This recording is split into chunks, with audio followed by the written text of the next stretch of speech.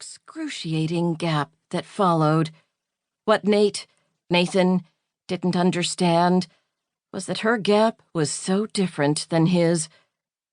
Nathan wore Dockers and a beige shirt that matched the color of his face and hair and eyes. Everything about him was beige. He jogged toward them and kissed Maxine on the cheek. "Hey, Max," he said. She hated being called Max. Maxine had stunned Nathan when she'd told him she'd bought this condo, that she planned to move here on her own, and waiting till 2 days ago had been cowardly, she admitted. She'd listened to him cry and beg her to stay in Stoughton. Finally, she'd told him to meet her here after she'd finished signing the papers, because she needed the help moving. Soon, Nate would have to go, and not in the temporary way, in a way that hurt, sometimes for months, sometimes forever. Or so Maxine had heard.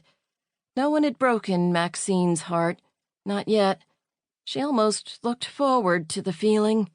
"Grab a box," she said, leading the way up the first flight of stairs, through tiered gardens overflowing with perennials, to a porch suspended 20 feet above the sidewalk. A woman let herself out the front door. She had braids cascading down her back and a bag slung over one shoulder. "I'm on the second floor," she said.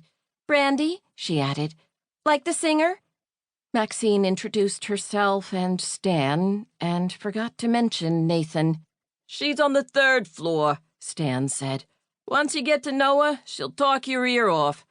"Be careful to close this door," Brandy said. "It doesn't latch on its own." "We'll get that fixed," Stan said. Brandy left them on the porch, heading down the stairs to a red Geo Metro. Later, Maxine promised herself she'd ask Brandy over for drinks and make sure they became friends. Maybe she'd invite her over to watch Friends with her friend Jennifer on Thursday night. Maybe they'd drink Chardonnay.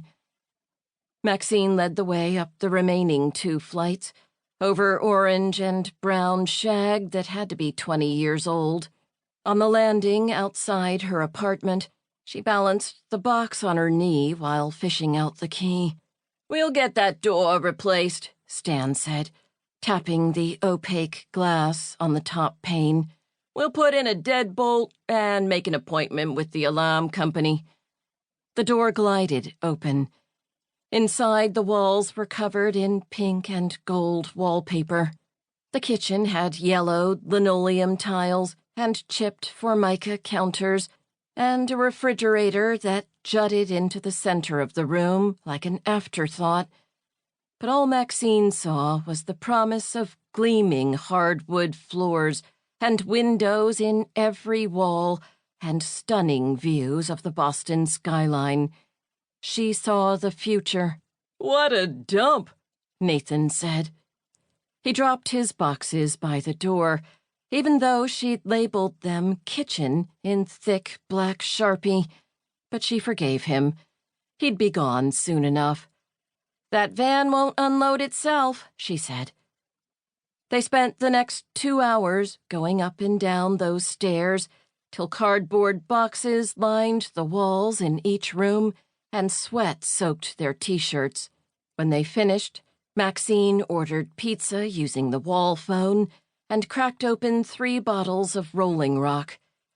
Outside, on her front deck, she toasted her new home while the sun set. "I'm proud of you," Stan said.